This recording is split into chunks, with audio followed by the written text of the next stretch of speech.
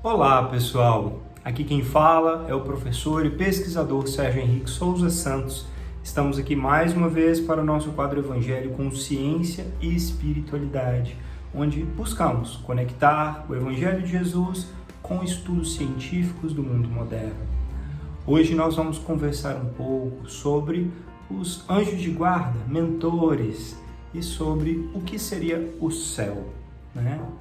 E para iniciarmos, então, façamos a prece de abertura. Senhor Deus, que a Tua luz se faça presente em nosso coração e alma, para que, de fato, consigamos despertar essa conexão entre raciocínio e emoção, a fim de que possamos evoluir e aprender com cada passo dessa jornada.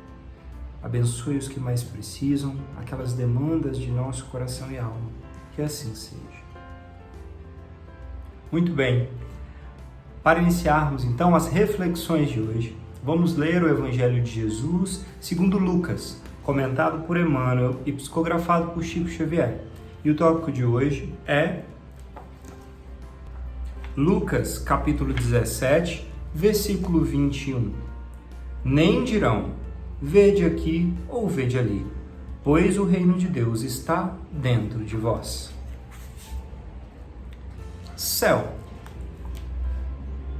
Aflitiva e longa tem sido a nossa viagem multimilenária por meio de reencarnações, a fim de que venhamos a entender o conceito de céu. Entre os chineses de épocas venerandas, afiançávamos que a imortalidade era a absoluta integração com os antepassados.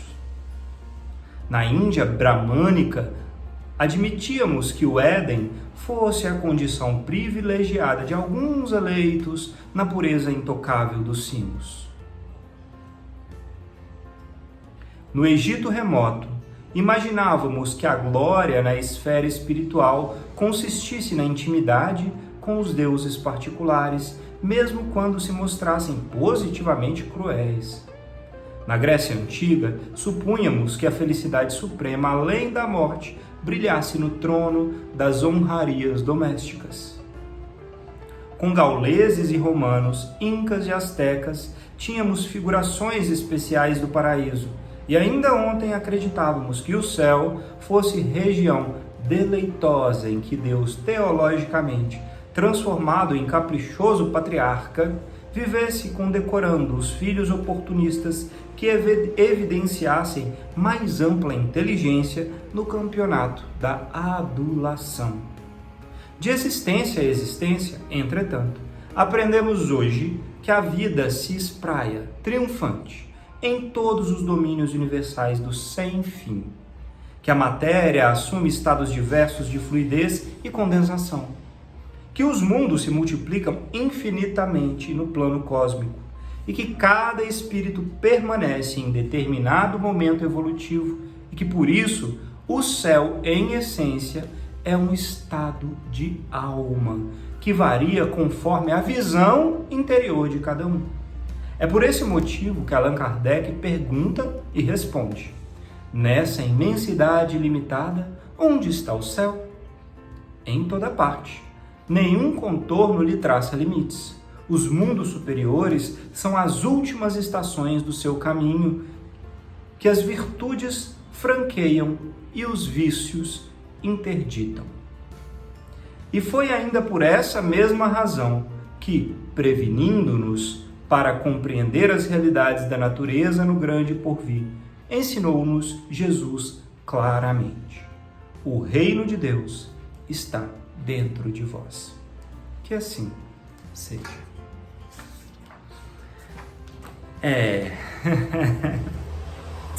Esse texto é um resumo lindo, na minha opinião. Emmanuel traz de forma conhecedora e muito clara o que é, em resumo, que cada grande coletânea de humanidade em diferentes tempos acreditava ser o céu. Acreditava nos benefícios dos deuses, nas multidimensões de cuidar da própria casa, de aceitar absolutamente tudo para conseguir se deleitar ou acabar eternamente no inferno difícil de suportar. Todas essas concepções são aceitáveis ao longo do crescimento humano, porque nosso espírito ainda é muito bebê, né? Nesse crescimento para a comunhão definitiva com o Pai, com Deus. Bem, o mais importante no meu ponto de vista aqui, né, trazendo para a reflexão que Emmanuel nos traz, é que hoje, e se nós pararmos para refletir, faz muito sentido, a percepção do que é o céu, ela é muito íntima e individual de cada um. Cada um, de acordo com o seu estágio de evolução, de amadurecimento espiritual, vai conseguindo perceber as nuances da verdade eterna. O Ricardo Mello costuma falar uma frase que eu gosto, que é: a eletricidade, ela está aí, nas tomadas, você não precisa ver, mas se você colocar o dedo, você vai tomar um choque. Assim também é a verdade da continuidade do espírito, da ida e do retorno para as diferentes encarnações em diferentes planos, diferentes mundos, de acordo com a nossa necessidade e vibração espiritual, ou seja, com a nossa afinidade. Essa realidade, a gente não precisa acreditar nela aqui, né, nesse mundo que ainda é tão vibracionalmente ainda inferior, no sentido de sermos ainda provas e expiações. É normal que muita gente ainda não acredite racionalmente. Mas, invariavelmente, todos nós, quando desencarnarmos, perdemos esse corpo, cedo ou tarde, teremos que enfrentar a realidade de que a vida continua, de que nós não acabamos aqui neste mundo, de que tudo o que nós fizemos de bom e de ruim vai nos acompanhar para a próxima etapa, para a próxima jornada, e de que nós vamos ter que resgatar todos os erros para nos melhorarmos, não por vingança, para a continuidade da evolução. Portanto, sabendo de tudo isso, né, e quando nós estivermos lá, mesmo aqueles que não acreditam, quando estiverem lá, o que é que vão ter que perceber como céu? O que poderia ser o céu? Fica mais fácil entender a partir do que Allan Kardec e Emmanuel nos trouxeram aqui. Céu é um estado de espírito. Quando nós estamos em paz, equilíbrio com tudo o que nós fizemos e os resultados que estamos colhendo com isso. Isso é o céu. É claro, nós vamos poder mudar de níveis, de planos, de mundos, de acordo com a nossa evolução, mas nenhum desses mundos será de uma hora para outra perfeito, paraíso, só de deleite, porque, muito pelo contrário, quanto mais evoluímos, mais temos que trabalhar para amparar, porque faz parte do auxílio ao próximo, a nossa felicidade e o nosso céu.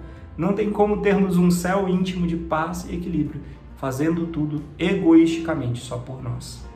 Enfim, verdades que hoje estão neste mundo, mas ainda não são compreendidas. Que possamos então dar cada passo nesse sentido, de irmos fazendo o nosso melhor, porque, acreditando ou não, a colheita ela vai ser obrigatória. Nós vamos ter que vivenciar tudo que nós estamos plantando de bom e ruim. E é claro, nós temos ajuda nesse processo, muita ajuda. Além de Deus, das pessoas que nos rodeiam com os desafios, dificuldades e com as alegrias, nós temos os nossos anjos e mentores. E dentro desse contexto, nós vamos ler o nosso próximo livro, nosso belo livro, No Portal da Luz, ditado por Emmanuel e psicografado por Chico Xavier. E o tópico de hoje é Espíritos Benfeitores. Encontrarás espíritos benfeitores que te instruirão no dever a cumprir. Imperioso, porém, compreendas que se eles te oferecem o rumo, a ti pertence a caminhada. A luz que te amplia a visão não te furta os serviços dos pés. Faz-te, sobretudo, instrumento deles para que, em ti auxiliando, possam igualmente agir em auxílio dos outros. Prepara-te a ser mais útil. Se percebestes a luz da nova revelação, podes efetivamente estendê-la. Serás apoiado na medida que prestares apoio. Dá e receberás. Aprende sem delonga que os emissários do Senhor, quanto mais perto do Senhor, mais compreendem e mais amam. Deixa que a caridade constante e ardente te irradie do coração. O amor e a felicidade são heranças de todos os filhos de Deus. Mas se o remédio é particularmente endereçado ao enfermo, a maior proteção é devida ao mais fraco. Os enviados da providência concedem-te as bênçãos da providência, no entanto esperam que saibas distribuí-las. Eles querem abençoar com os teus sentimentos e operar com as tuas mãos. Acolhem-te no regaço a afeição dos pais, amorosos que almejam retratar-se nos filhos. Anseiam de tal modo pela edificação do reino de Deus no mundo, que se esforçam para que estejas nele, tanto quanto eles estão em ti. À vista disso, não te digas inútil, melhora-te e serve. Felicidade é uma troca. Amor é fusão. Os mensageiros divinos aspiram a permutar as forças deles com as tuas na recíproca transfusão de ideias e esperanças, a fim de que os céus desçam à terra e a terra se eleve aos céus. Que assim seja. Esse texto é uma oração, né? Que lindo texto. É uma oração. Falando sobre os benfeitores, os nossos anjos de guarda, os nossos mentores de luz que nos acompanham e tentam sempre nos ajudar e ensinar. Acreditemos ou não, estamos sempre rodeados de pessoas mais elevadas, menos elevadas. De acordo com a nossa vibração, vamos atrair ou nos afinar mais com um ou com o outro. Mas sempre, mesmo que à distância, teremos inspirações de bons tutores, pessoas que nos amam e querem nosso bem para agirmos melhor, para nos melhorarmos e fazermos o que é certo. Por quê? Por amor. Porque eles querem que nós nos elevemos e através de nós, esses seres de luz, muito mais iluminados do que nós, pelo menos, com certeza, esperam que em retribuição desse esforço, nós busquemos somente auxiliar e amparar também aqueles outros que nos rodeiam. Não façamos então só por nós. Especialmente em um mundo ainda tão duro, com tantas dores e dificuldades, que nós consigamos nos abrir a fazer pequenos gestos diários de bem, não só para aqueles que nos são caros, que amamos, mas para aqueles que nos encontram no dia a dia, encarnados e desencarnados, na rua, no trabalho, em casa e em situações de sair mesmo para fazer o bem em determinadas situações. É um processo de despertar que não é fácil, eu também acho difícil pra caramba.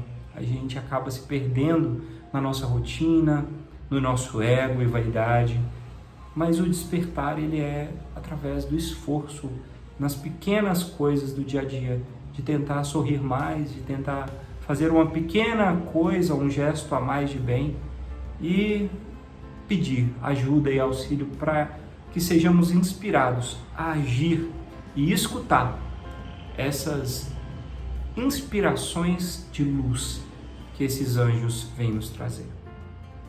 Que possamos então ter essa força de sermos melhores, fazendo bem a quem nos rodeia, para que assim mereçamos cada vez mais o apoio desses anjos. E dentro desse contexto, também trouxemos um artigo científico muito interessante, cujo título é o seguinte: Desbloquear o poder transformador da mentoria para o desenvolvimento de jovens em comunidades, escolas e domínios de talentos. Esse artigo científico foi publicado no Journal ou na revista que tem como título Revista de Psicologia Comunitária, pelos autores Lin Liu e Heidrun Stoger. Bem, o que esse artigo vem nos dizer?